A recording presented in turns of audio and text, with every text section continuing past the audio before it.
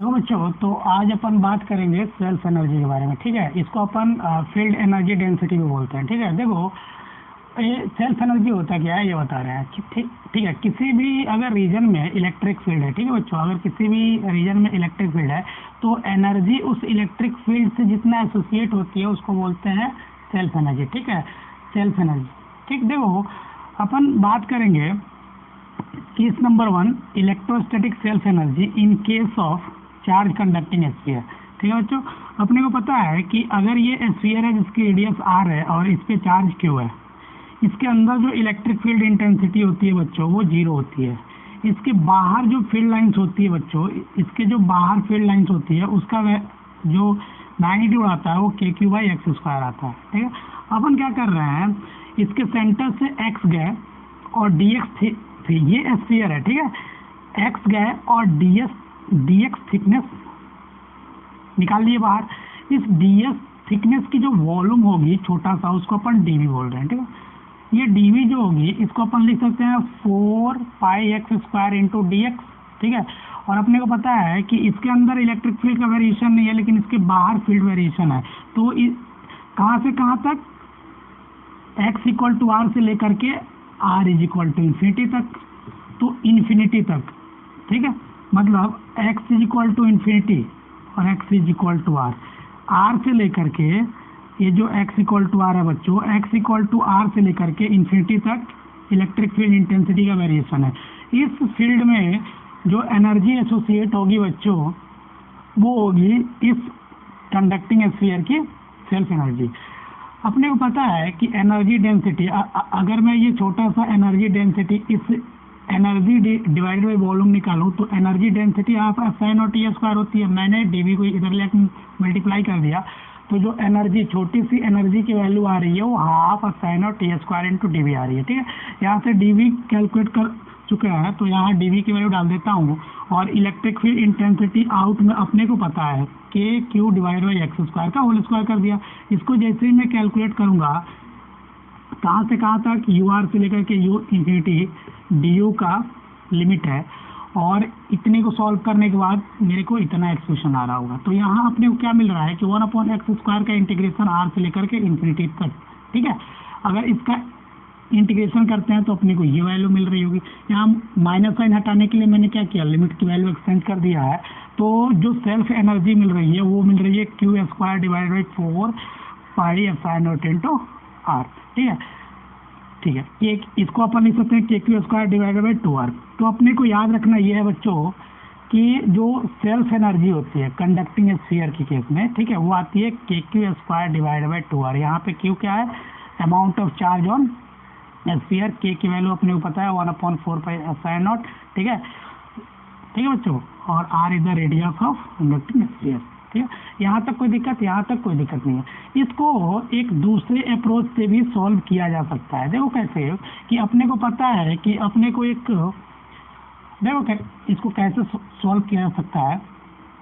अपने को पता है कि अगर एक स्फीयर बनाना है, अपन क्या करते हैं, इन्फिनिटी से वर्क डन निकालते हैं। देखो जैसे मान लो मेरे को स्फीयर बनाना है, ठीक है, मैं मान लिया कि इस पे q चार्ज था जब मैं dq लेके आया।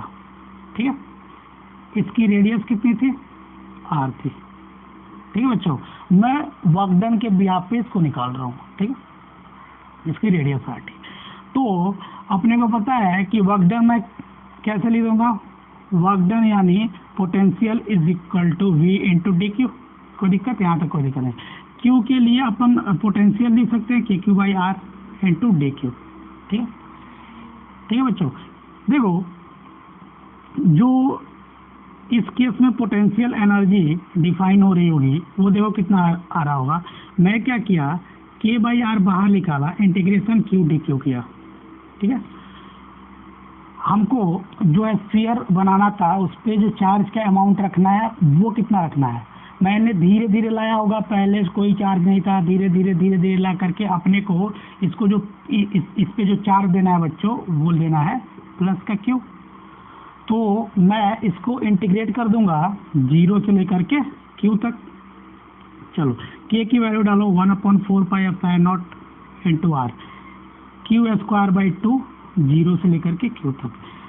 तो ये है अनदर अप्रोच, इस वर्क डन के बिहाफ पे अपन कैसे सेल्फ एनर्जी निकालते हैं कंडक्टिंग स्फीयर के केस में। देखो इसको अपन सॉल्व करेंगे तो देखो कितना आ रहा होगा, क्यू स्क्वायर डिवाइड बाई 8 पाई, ठीक है, साइन नॉट इंटू आर। इसको अपन कैसे ले सकते हैं, के q square divide by 2r, वही वैल्यू आ रही है, ठीक है। तो अपन वर्क डन करके भी सेल्फ एनर्जी का अप्रोच लगा सकते हैं। चलो बस अपने को क्या करना है, अपने को बस इसका अप्रोच पता रहना चाहिए कि कैसे निकल रहा है, और फाइनली जो कंक्लूजन बाहर निकल के आया है कि अगर एक कंडक्टिंग स्फीयर है बच्चों, तो कंडक्टिंग स्फीयर है तो इसके केस में जो सेल्फ एनर्जी आ रही है वो कितनी आ रही है, देखो कि क्यू स्क्वायर डिवाइड बाई 2, इस वैल्यू को अपने को याद रखना है, ठीक है। देखो सिमिलरली अपन एक नॉन कंडक्टिंग स्फीयर के केस में सेल्फ एनर्जी निकाल सकते हैं। देखो कैसे, देखो जो बी पार्ट है वो है self energy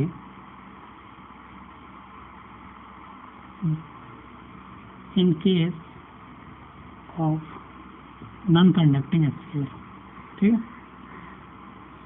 non conducting sphere, ठीक है। देखो मैं क्या किया, एक नॉन कंडक्टिंग स्फीयर लिया। नॉन कंडक्टिंग होने का मतलब इस पे जो चार्ज का डिस्ट्रीब्यूशन होगा वो वॉल्यूमेट्रिक हो गया, ठीक है बच्चों। इस पे क्यू चार्ज था और ये आर रेडियस है, कोई दिक्कत।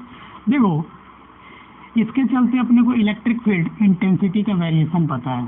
देखो जो बाहर होता है बच्चों इलेक्ट्रिक फील्ड इंटेंसिटी का वेरिएशन, वो के क्यू अपॉन, मान लो कि यहाँ एक्स पे निकालना है, यहाँ से एक्स डिस्टेंस पे गए अपन, ठीक है, k Q by x square.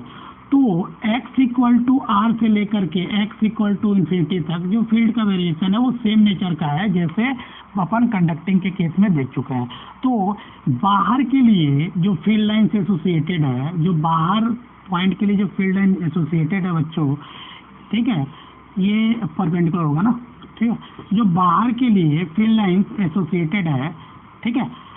तो इस केस में अपन सेल्फ एनर्जी निकाल चुके हैं जब इलेक्ट्रिक फील्ड का वेरिएशन ऐसे आ रहा हुआ, तो अपन निकाल चुके हैं सेल्फ एनर्जी आर से लेकर के इन्फिनिटी तक। इस केस में कितना आ रहा था, देखो के q square divide by 2r ये आ रहा था। अपना मेन मोटो क्या है कि इसके अंदर जो फील्ड का वेरिएशन है बच्चों, ये अपने को पता है कि k q x divided by r q आता है। तो जो सेल्फ एनर्जी होगी बच्चों नॉन कंडक्टिंग स्फीयर का, वो कितना होगा, 0 से लेकर के आर तक प्लस सेल्फ एनर्जी आर से लेकर के इन्फिनिटी तक। तो आर से लेकर के इन्फिनिटी तक तो अपने को पता है, क्योंकि बाहर जो फील्ड का वेरिएशन वैसा ही आ रहा था जैसे कंडक्टिंग स्फीयर के केस में था। अपना मेन मोटो क्या है कि सेल्फ एनर्जी मैं अंदर वाले के लिए निकाल लूँ, और इसको मैं अगर सम अप करता हूँ तो इस केस में यू सेल्फ निकल जाएगा।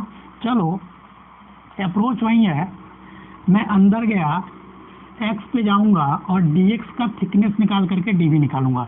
तो इस केस में भी सेम अप्रोच होगा, ऐसे लिखोगे ना, du is equal to half sine naught E in square, ठीक है, इंटू dv लिखोगे ना।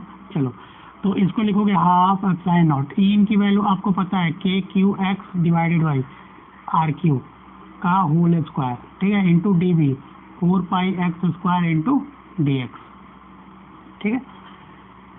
ये जो है वो 0 से लेकर के r तक का है, कोई दिक्कत। तो अगर 0 से लेकर के r तक आप इसको इंटीग्रेट करते हो तो इस एक्सप्रेशन को सॉल्व करोगे, तो देखो इस एक्सप्रेशन को जैसे सॉल्व करोगे तो आपको मिल रहा होगा Q square divided by 8 pi sine not r का पावर 6 इंटीग्रेशन x का पावर 4 dx, 0 से लेकर के r तक। यहाँ तक कोई दिक्कत, यहाँ तक कोई दिक्कत नहीं। इसको सॉल्व करोगे तो Q square divide by 8 pi sine not r का पावर 6, ये आ रहा होगा r का पावर 5, ठीक है, r का पावर 5 आ रहा, तो यहाँ से ये कैंसिल, ठीक है, और डिवाइडेड बाई 5 आ रहा होगा, ठीक है।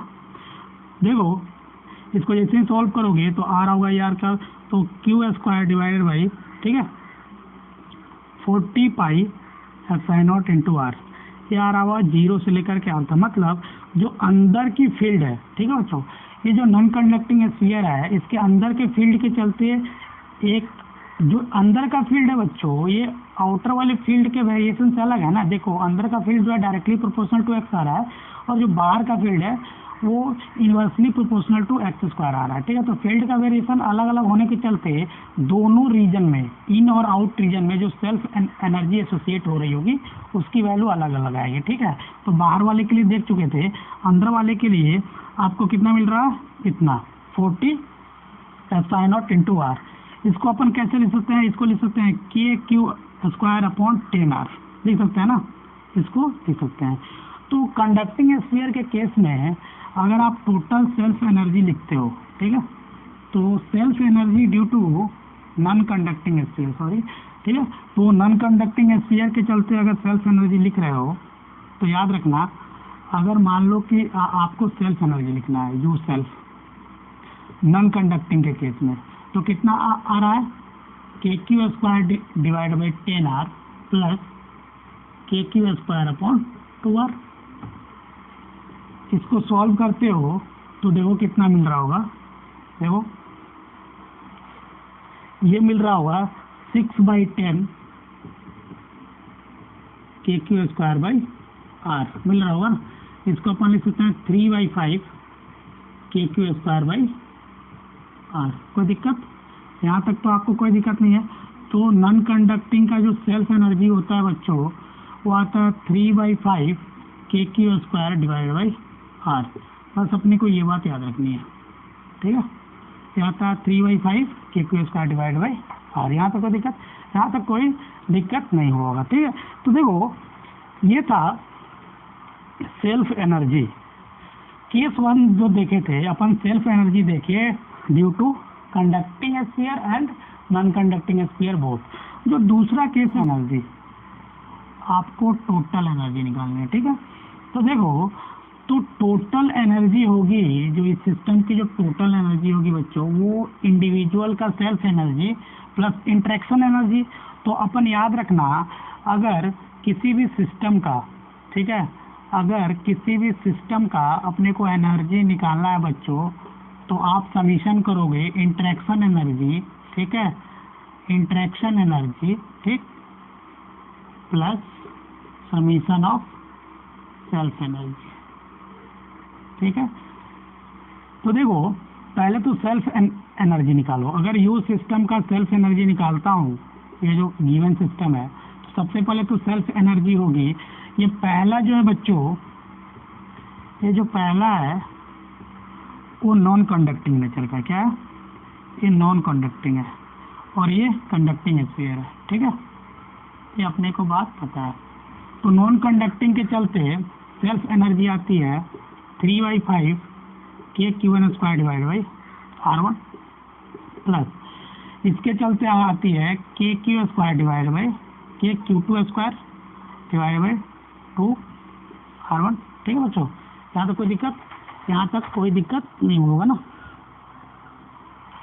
चलो, प्लस इंटरेक्शन एनर्जी, देखो इंटरेक्शन एनर्जी आ रही होगी के क्यू1 क्यू2 डिवाइड बाई कितना R, ठीक है, ये आ रहा होगा इसका यू सिस्टम, ठीक है, यहाँ तो कोई दिक्कत।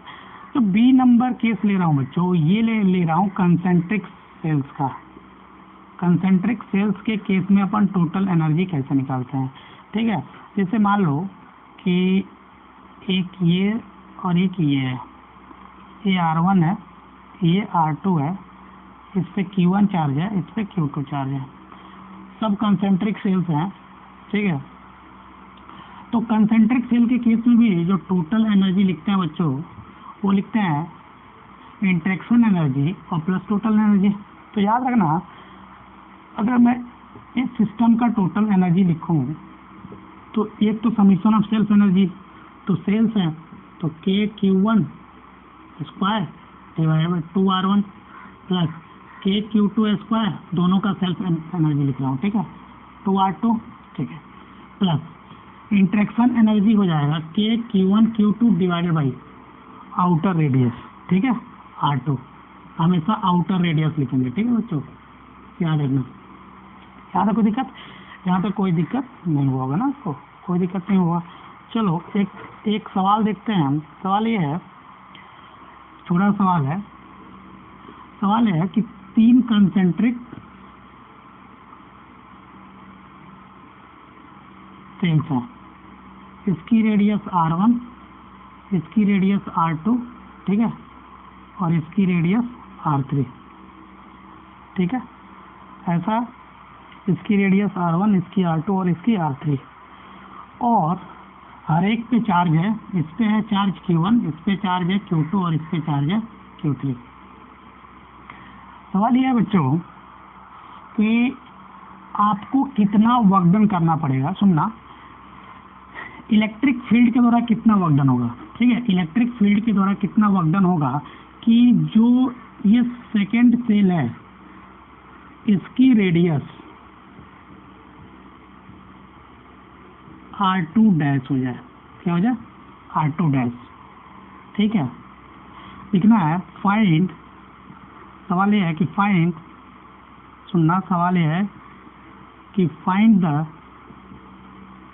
Work done by the field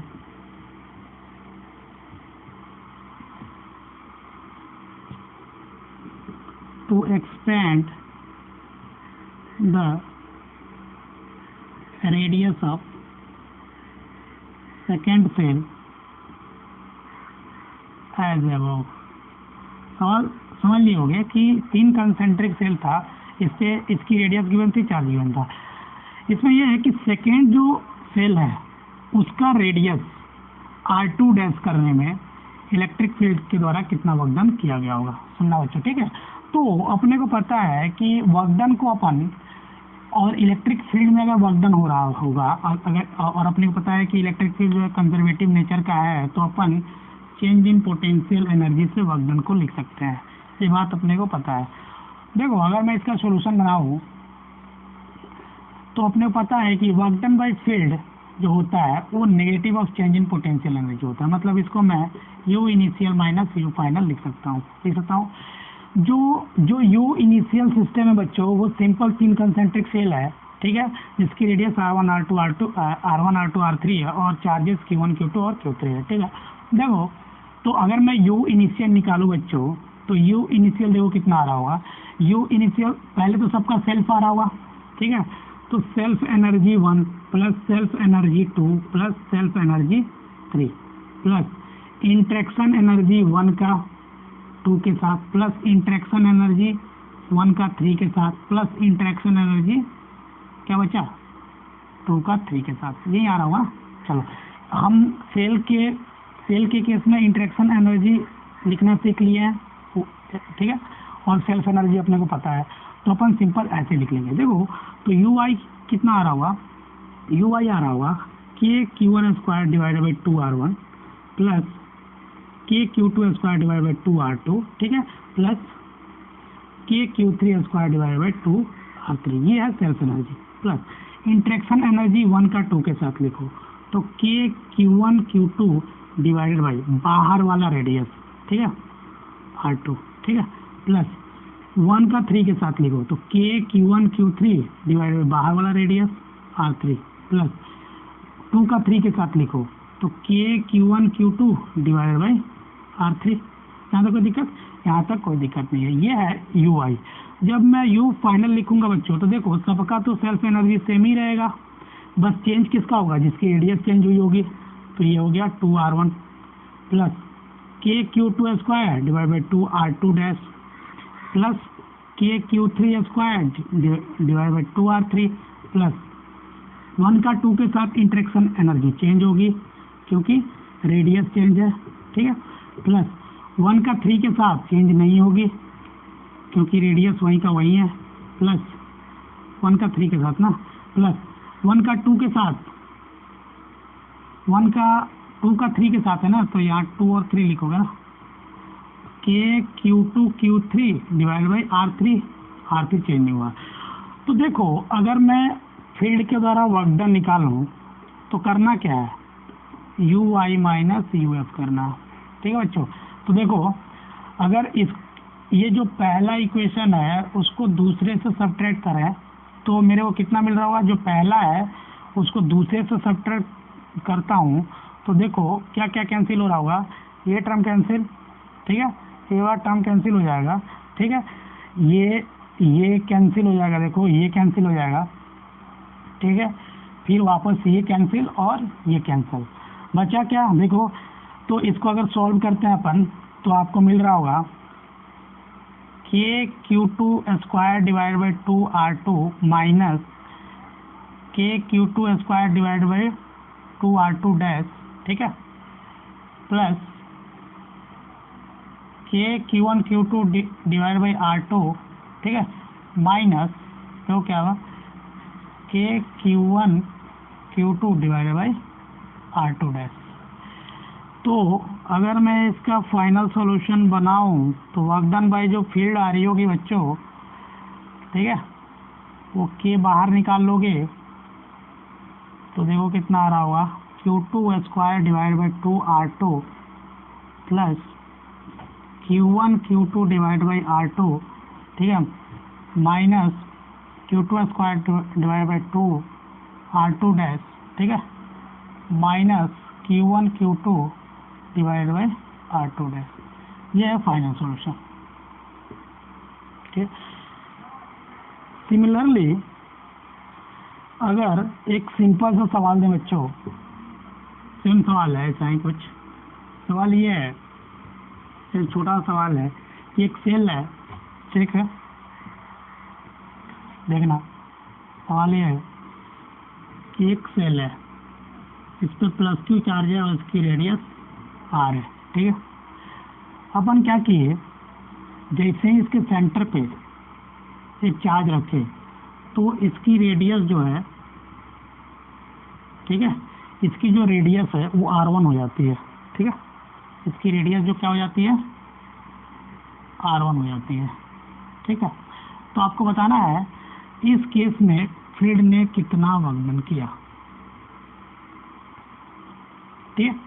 देखो सिमिलर कंसेप्ट है कि अपन वर्क डन बाई फील्ड, अगर मैं इसका सॉल्यूशन बनाऊं बच्चों तो वर्क डन बाई फील्ड जो लिखूंगा is equal to U initial minus U final.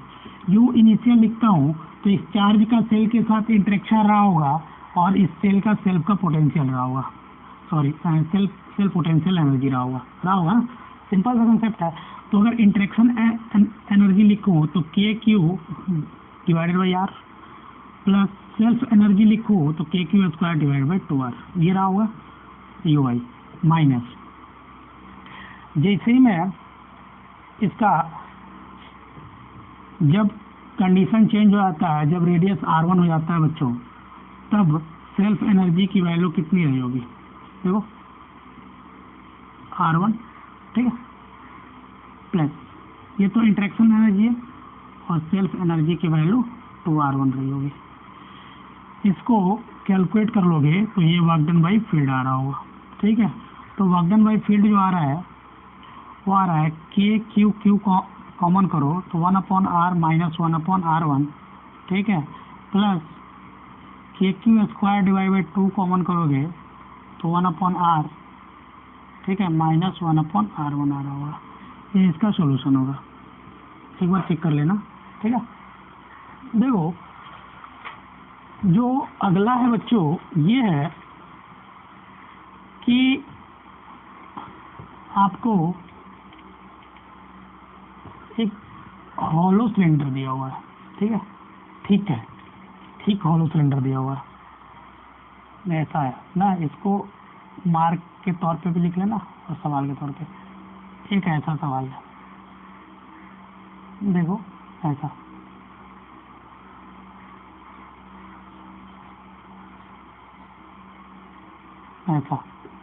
इसकी रेडियस ए है और इसकी रेडियस बी है और ए जो लेंथ है वो एल है, ठीक है, ये इसकी एक्सिस है, ठीक है, इस पे चार्ज है ऐसे है,